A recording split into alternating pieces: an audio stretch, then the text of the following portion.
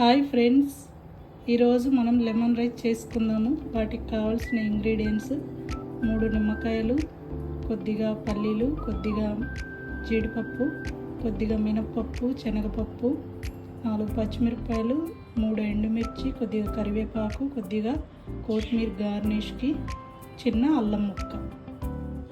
Friends, నేను ఇక్కడ ముగ్గురికి సరిపోయే రైస్ తీసుకున్నాను. కొద్దిగా ఇందులో లెమన్ జ్యూస్ కలుపుకుందాము.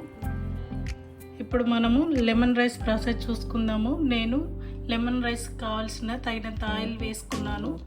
అది వేడవుతుంది. రైస్లో ఒక 1/2 స్పూను సాల్ట్ వేసుకుంటున్నాను. ఇప్పుడు ఆయిల్ వేడైందండి. ఇందులో కొద్దిగా ఆవాలు, కొద్దిగా మినపప్పు, శనగపప్పు, కరివేపాకు,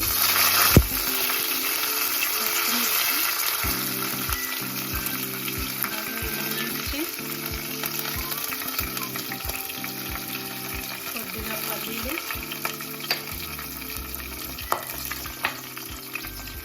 కొద్దిగా జీడిపప్పు. ఇప్పుడు మనం ఇందులో 1 స్పూన్ పసుపు వేసుకుందాం.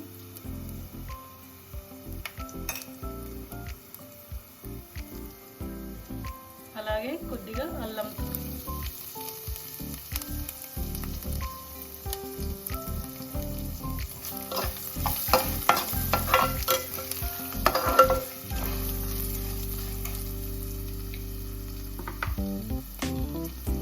ఇందులో కొద్దిగా లెమన్ జ్యూస్ వేసుకుందాం.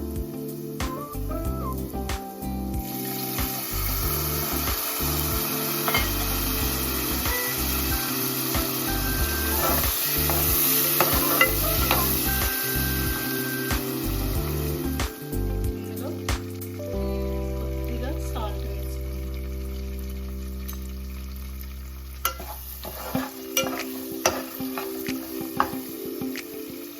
ఇప్పుడు రైస్ వేసుకుందాం.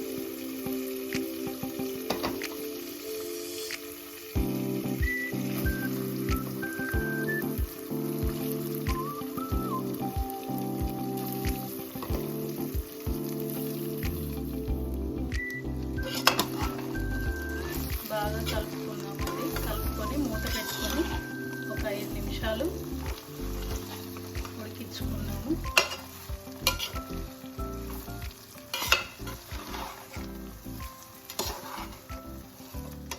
ఒకసారి మన రైస్ చూసుకుందాం. మీరు ఒక్కసారి కలిపి మూత పెట్టుకొని సిమ్లో పెట్టాక 5 నిమిషాలు వదిలేస్తారు కదా, అప్పుడు మళ్ళీ కలపకండి.